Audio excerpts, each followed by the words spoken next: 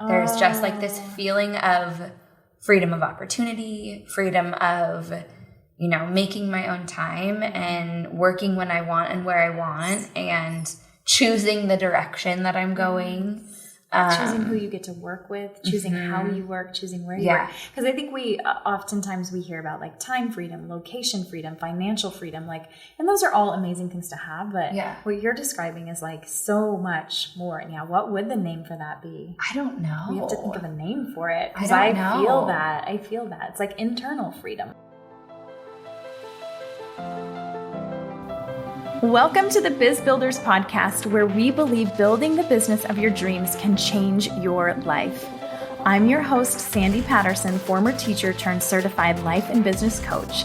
After 14 years of teaching, I took a huge leap, left my job, and built 2 successful businesses with no business or sales background. Now I'm living the life of my dreams, and I'm ready to help you do the same. You're in the right spot here if you're ready to dig into not only the strategy of business building, but also the belief in yourself that building a business is possible. You're made for this, and you've got exactly what it takes to create the financial, time, and location freedom you're craving. Over here, we value progress over perfection. We embrace being uncomfortable, and we believe that anything, literally anything you want, is possible for you with the right strategy, mindset, and support. You'll also hear inspiring stories here and, of course, failures of women who are doing the same thing. The whole idea is if she can do it, so can I. Thanks for being here. Let's dive in. Hello, you guys. Welcome back to another episode. So excited you're here, and I'm extra excited today because my good friend and email marketing and strategist and digital membership manager, Amanda Bender, is here with me today, and she's actually here in person. Amanda, say hi. Hi. Hello. This is the first time, I don't know if you knew this is the first time that I've ever done a podcast recording in person. This is the first time I've ever done one. Oh, yay. Okay, good. This is so exciting. So Amanda and I go way, way back. I was thinking about this morning, and you tell the story of how we... Okay, so I started my very first year teaching. I was an intervention reading teacher at your school, and you were pregnant with your oldest, who is now 10. Which is crazy. That's a decade. Yes. And so I just remember asking you if I could do your long-term sub position.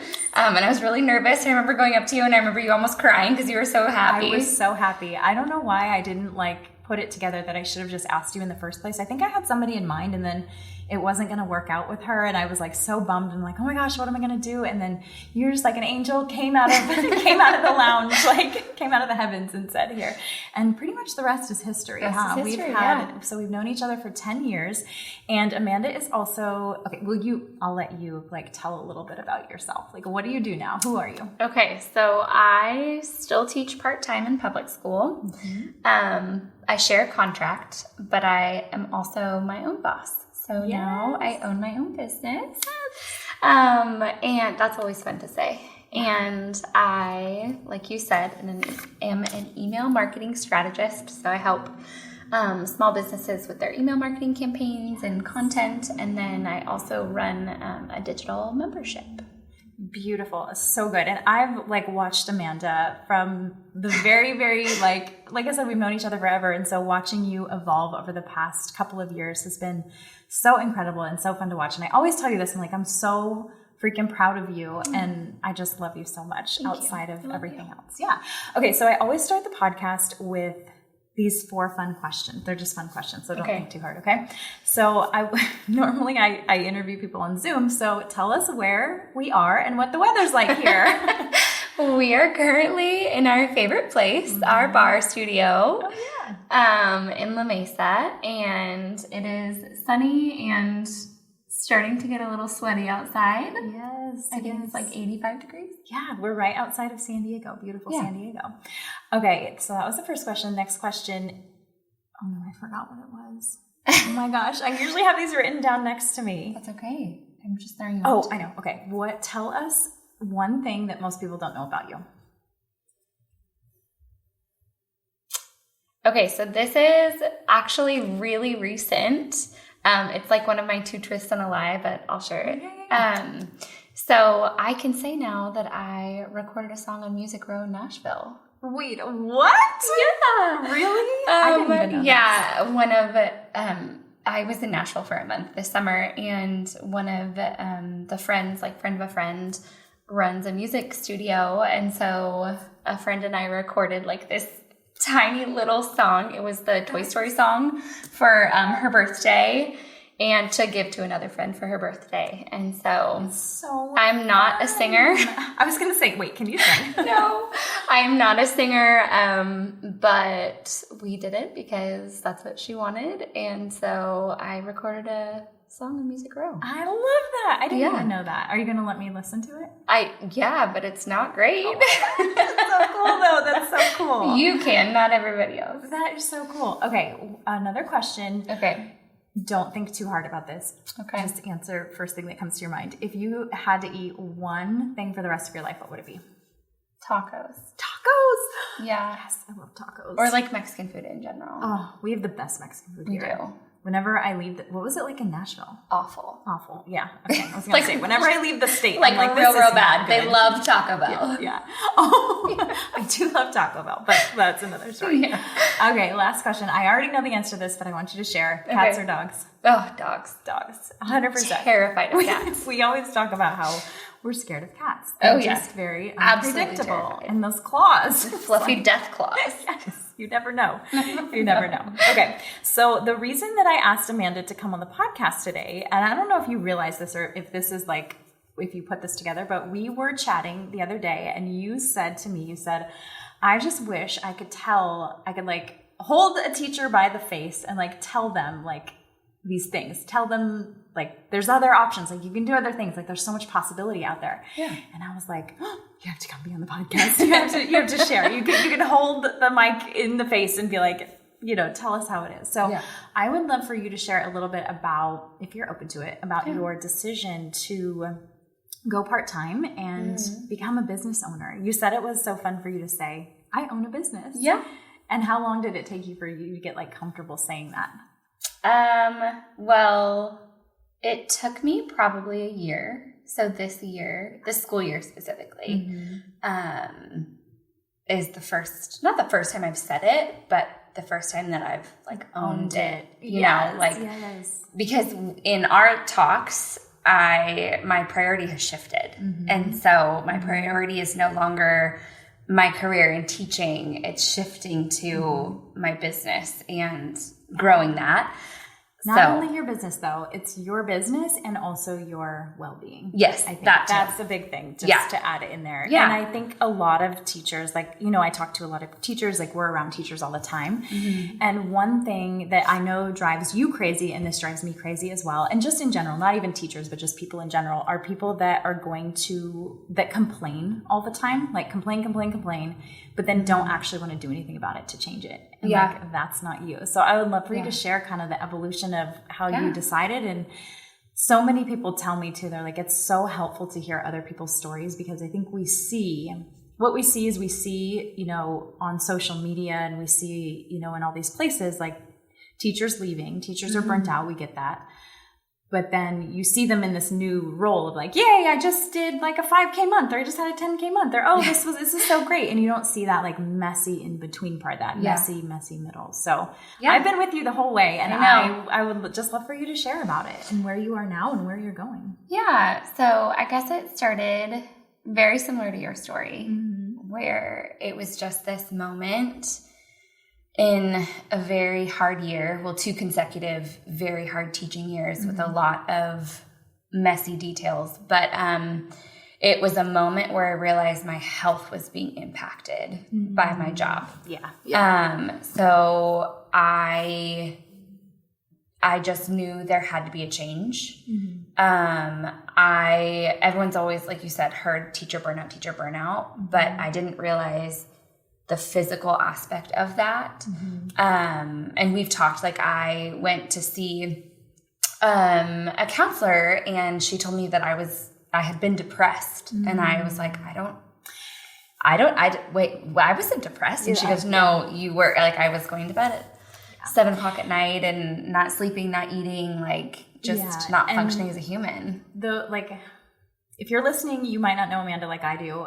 You're not a depressed person. Like, you are a very happy, very positive, very cheerful, like very like a ray of sunshine light everywhere. So that's I mean, I understand people struggle with that, but that has never been a struggle of mine. Mm-hmm. And so when she said that, I was like, oh, I thought I was just surviving. Mm-hmm. So that was a big light bulb moment for me. And then I just realized, like I said, my overall health was being impacted. So I just decided, like, I can't, looking at, I think I was 8 years in or 9 years in teaching, looking at where I was, I couldn't go on for even 5 more years the way that I was doing it. So I just remember you always say, if I can do it, you can do it. Mm-hmm. So you had started your own journey on how to get out of teaching and figure out a better opportunity for yourself. So I just followed in your footsteps. And you didn't really, though. You carved your own path. Yes, but I think that you really helped me see that it was possible. Because I feel like teaching, if you're a teacher, it's so consuming. Yeah. I mean, even just the school itself is like its own little world. And so when you get off campus, you're like, wow, life exists outside here. And so I feel like that's kind of so consuming that it's hard to see that there's other opportunity. Oh, for sure. Or see that I would have capacity for it. So that just started me on trying to find little virtual assistant jobs. And gosh, I remember that year too. That was the year that I would be like, Amanda, like, are you okay? Yeah. Like, are you all right? Because you just weren't yourself. You just weren't you. Well, and before that, we would meet up and either you were crying or I was crying. Like, someone was always 6 a.m. workouts. One of us was crying about just what was happening.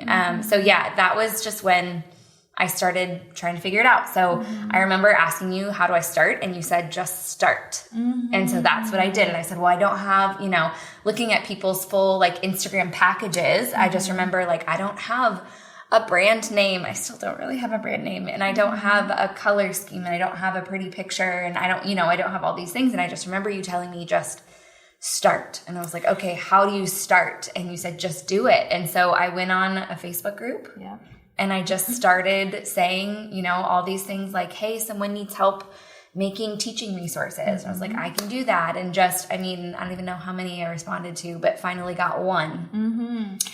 Okay, so let's tap into that too, because again, like, I think people think, like, I hear all the time, I'm like, oh my gosh, I've tried everything, I'm doing everything, and nothing's happening. And I'm like, well, wait, like, how many times have you actually tried? Like, what have you actually done? And they're like, like 2. That too. I'm like, okay, let's get to like 200, and then when we get to 200, then let's see, like, because it's gonna work eventually. And I think too, you just mentioned something really important to keep in mind.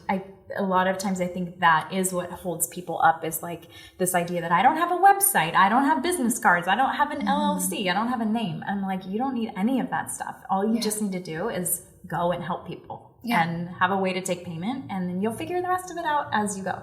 And that's exactly what you've been doing. It was a computer and PayPal. Exactly. That was my beginning. That was it. That was the beginning. That's so good. That's good.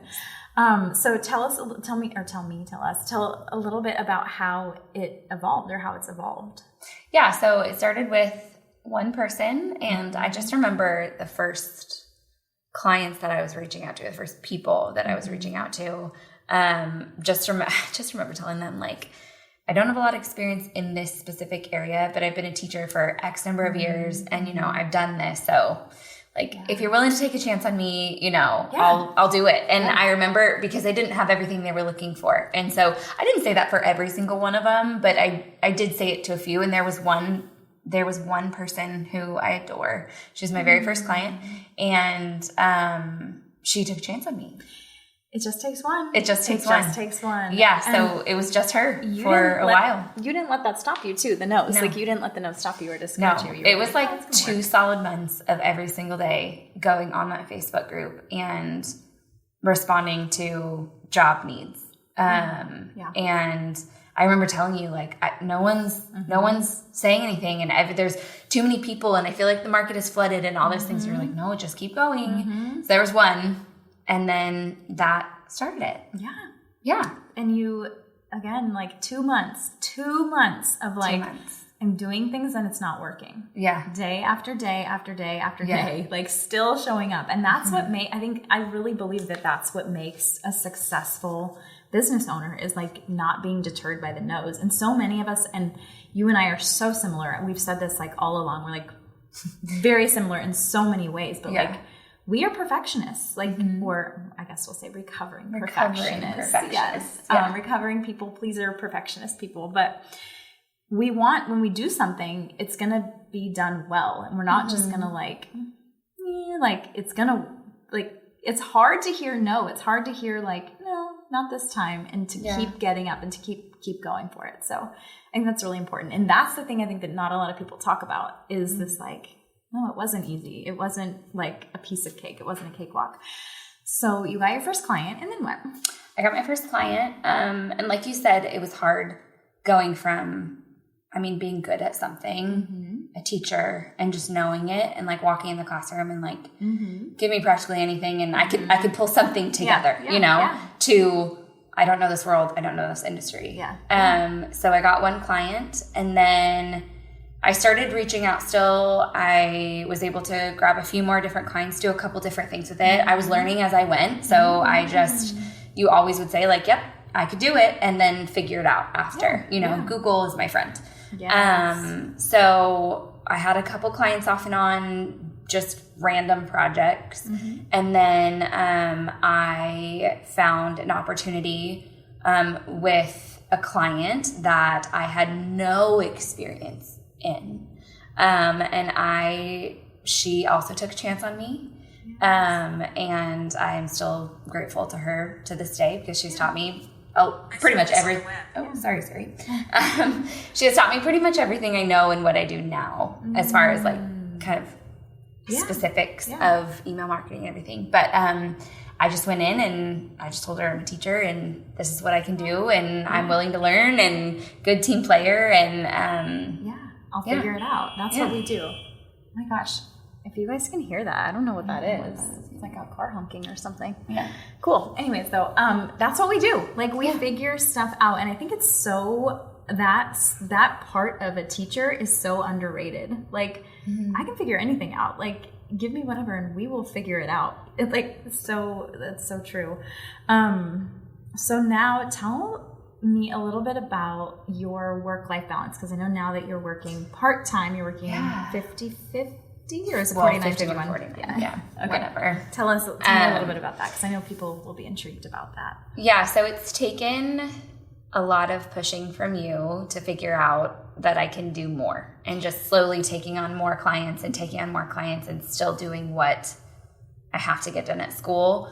But I think one thing that you've really helped me with is seeing what, and we talked about this recently, seeing what the most needed things are, like that must-do item at one job, so my teaching job, and doing that and still being able to do it well, because that was my concern, is like, I still want to do my job well, so I can do it well, but then not having to worry about the fluff or the extra. I don't need to redecorate my classroom this summer, and I don't need to do all these things. I just need to do what the main things that I'm doing, the things that are needed well, and then I get to choose to just leave the rest.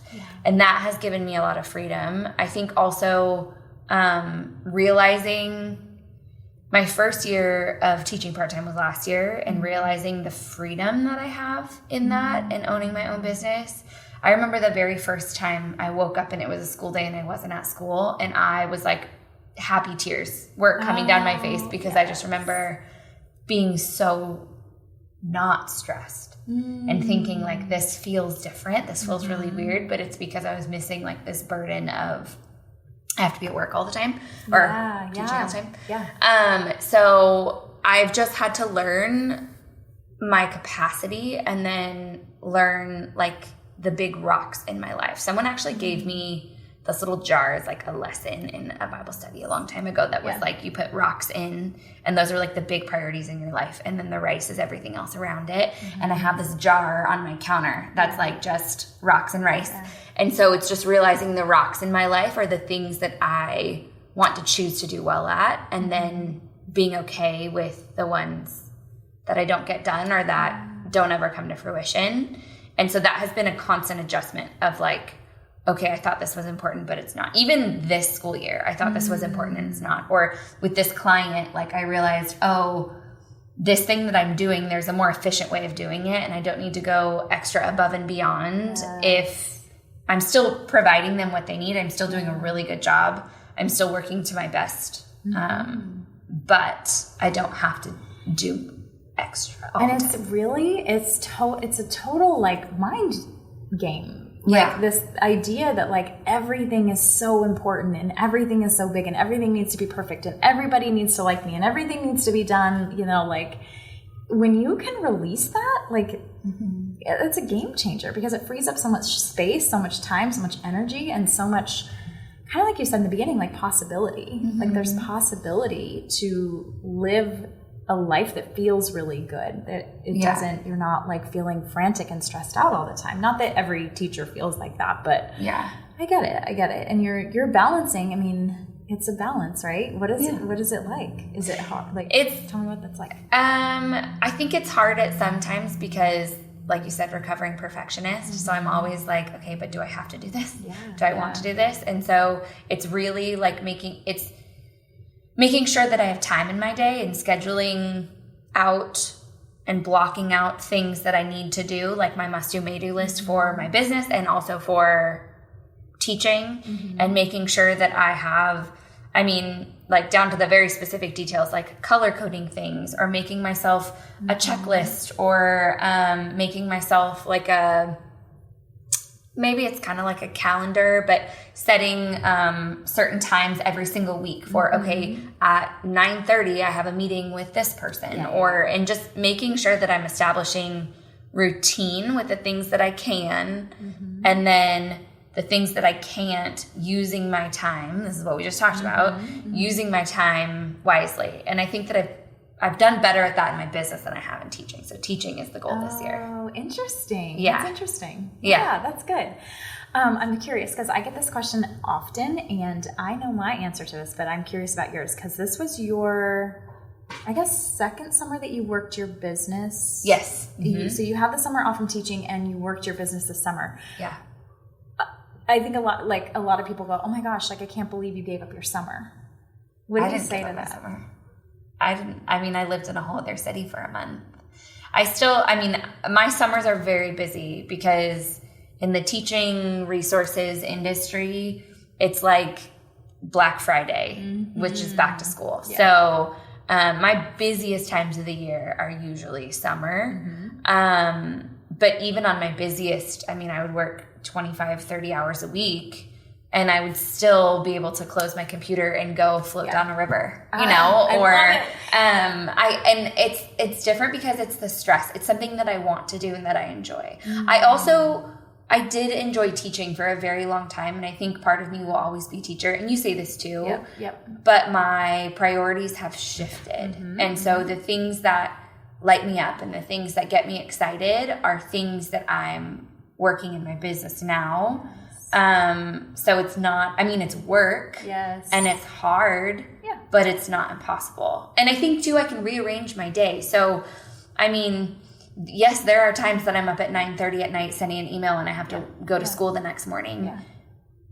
And I don't say but, and I did that because I went and got a really long lunch with a friend that was in town. And so, or like this, coming in the middle of the day and recording a podcast. What day is it? It's Wednesday at noon, you guys. Wednesday at noon. Living our best lives here. First week of school, Wednesday at noon. Oh my gosh, that's pretty significant. I know. So, and I'll go to teaching. I don't say working. I'll go to my teaching job tomorrow. But it's just rearranging and prioritizing. And I've seen you evolve too over the past couple of years because you went through last summer. You were one of the first people to go through my Biz Builders program. Yes. Yeah, and it was like so good. I still go back to it. Yes. Oh, that's good. Okay, I'm glad to hear that. But we worked a lot that summer on like boundaries and time and how we feel. Yeah, and so I imagine old me and probably also old you, like let's say 5 years ago, just constantly feeling like we could never get ahead, constantly feeling like there's always so much to do. Mm-hmm. And now I'm like looking at you and I'm like, you went to Nashville for a month, you floated down the river when you want, like you just have this beautiful like freedom, and it exudes off you. That energy is just, it's a very different you that I see compared to like 2 or 3 years ago. I feel different. Good. And that's the thing, is like I feel that freedom. Mm-hmm. And I feel that, I guess you could say, empowerment. Mm-hmm. And I mean, I say that, and also want people to know that I work more now than I did teaching. Mm-hmm. I work more hours than I do. If we were counting hours and counting jobs and counting tasks, I, above and beyond, work more. But my work-life balance and the work that I do outside of teaching is so much different, to where I could double and triple what I'm doing with the same schedule that I have now, and still be, I mean, there would be stressful moments, but still not feel the weight That's huge. Of a full-time teaching job. That's huge. Yeah. Huge. Yeah. Oh my gosh. Yeah. I love it. Thank you for sharing that. Yeah.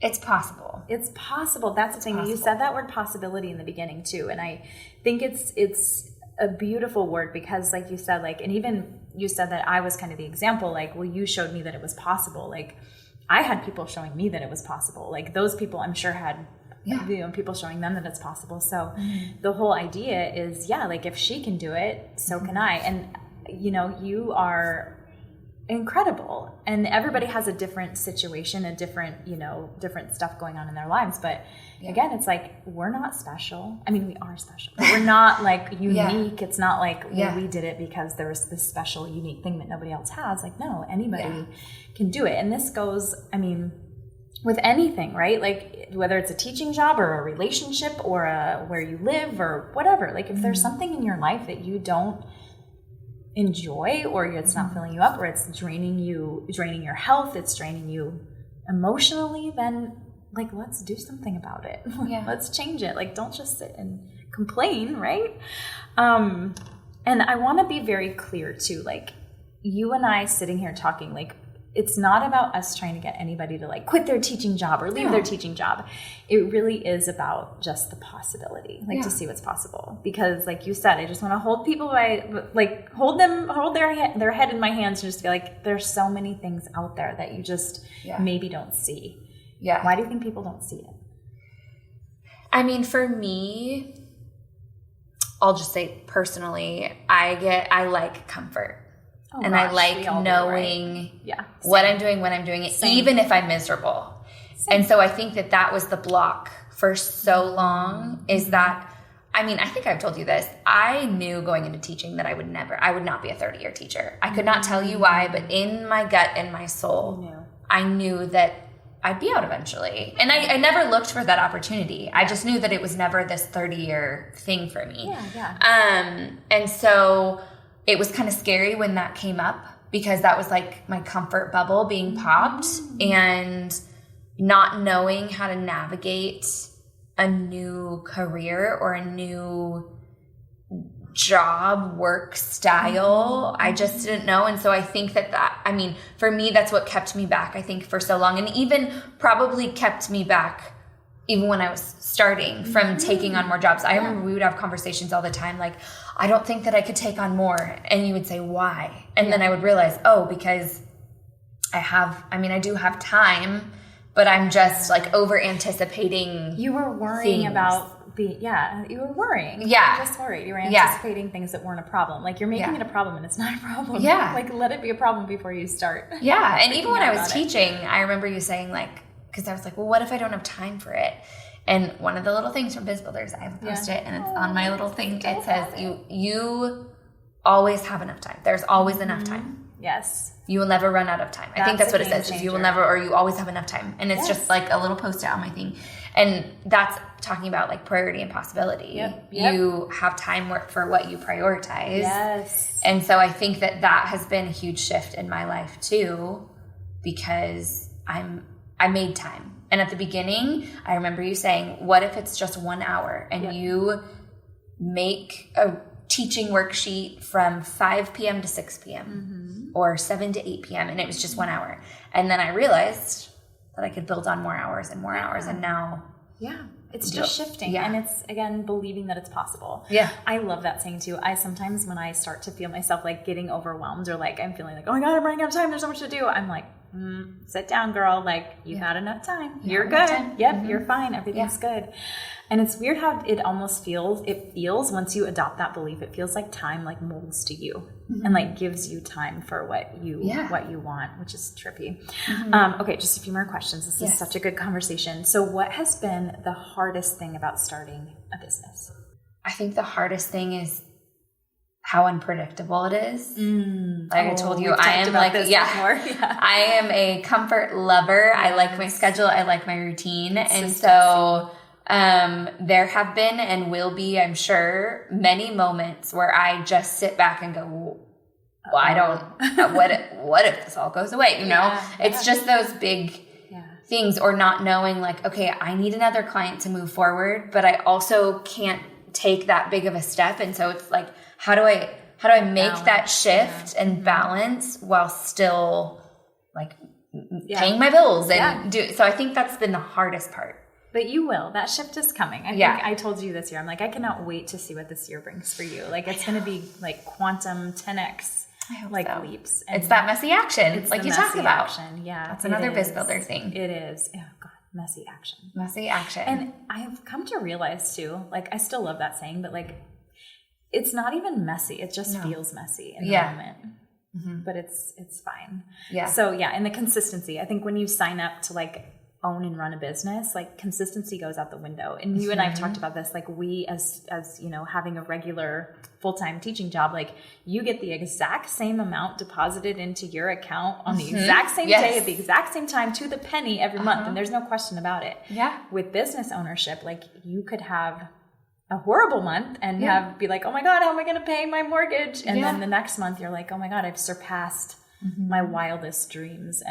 But again, it's the possibility. Like it all works out. And the things that I think that this is a good question for you. So I wasn't planning this one. Looking back to like the baby business owner Amanda, what were things that you were worried about that now in hindsight, you're like, oh, I didn't really need to worry about that? Well, all of the forward-facing business stuff that you see on Instagram. So all of the, you know, perfectly curated reels and the websites and the everything, like I still don't have a lot of that stuff. And you so don't it's have, like, you don't have a I don't have a website. You have a social media, but I have a social media, but I was active on it for a while. And then that's not a priority in my business right now. So it's not something that I've gotten clients. You don't have an email list? No, I manage other people's email lists. It's so good. That's good to hear. I think it's good to hear because again, like I talk to people all the time and they're like, Sandy, I want to do this, but I don't have a website. I don't have the business cards. I don't have a whatever, blah, blah, blah. I'm like, you don't need any of that. You don't need any of that. I made a little resume on Canva. I've redone it like 6 different times. The one that I have now is probably not even updated to what I do because it's changed. That's another thing too, though. I did so many things before I figured out what I want. And because you were willing to try whatever. I mean, we had so many meetings where I was like, okay, I think I'm going to go here. And then it didn't go. Okay, I think now I'm going to do this. And it didn't happen. Oh my gosh, Amanda, I remember those conversations. And it's fun to look back on that now and be like, it's okay that it didn't work out. Like, it's fine. It's totally fine. Because I know, again, you and I are like, okay, I'm going to decide, I'm going to do something, and then that's what it is. We're going for it. But our original career path was a straightforward direction. Beauty in that. Yeah. It was like degree and teaching career. And then a business, it is circles and loop-de-loops. Who knows, like a year from now or 5 years from now, what it might be then. Like, who knows? But you're open to the possibility. You're like, and adapted to opportunity too. I think that me taking opportunities that were presented have really defined my skill set to where I'm now able to take on different opportunities that I never expected even 6 months ago. So, and the thing too, like you were willing in that part too, you were willing to be a beginner. Like you were willing to be like humble and be like, I don't know, but I will figure it out. I might need some support, but I can figure this out. Like, because you trusted yourself enough. Yeah. Right? Like that's what it comes back to, is self-trust. Well, and if you're motivated enough to of course do it, then you'll figure out a way. It's that like scrappy learning. Like scrappy. I'm just going to take this job and I'm going to figure it out on the way. And if I don't, I'm going to ask a ton of questions, but eventually I'll get it. I love that word, scrappy. Yeah. Like scrappy. Yeah. Scrappy AF. Yeah. It's like just pulling things together, and it doesn't mean you're doing like a shoddy job, but you're just building the ship as you're, driving it. Yes. Oh my God, so good. Okay, last question. So I asked you the hardest part of starting a business. What has been the best part about starting a business? I think the best part is just the freedom. Mm-hmm. And I don't even mean time constraint, like the feeling. And I don't know another word for it, so I'm trying to figure out the words to describe it. But I felt like when I was teaching full time and even if you're not a teacher, like in a business where it just was not a good fit for anymore, I felt like someone had their hands just like pushing down on my shoulders, and it was just the stress. And now I feel lighter. There's just like this feeling of freedom of opportunity, freedom of making my own time and working when I want and where I want, and choosing the direction that I'm going. Choosing who you get to work with, choosing how you work, choosing where you work. Because I think oftentimes we hear about like time freedom, location freedom, financial freedom, and those are all amazing things to have. But what you're describing is like so much more. And what would the name for that be? I don't know. We have to think of a name for it. Because I feel that. It's like internal freedom almost. It's just like this release. Yeah. Like this. I always felt, because I'm a rule follower, I always feel when I make big decisions, like I feel like I need permission. Like I feel like I need, just confirmation.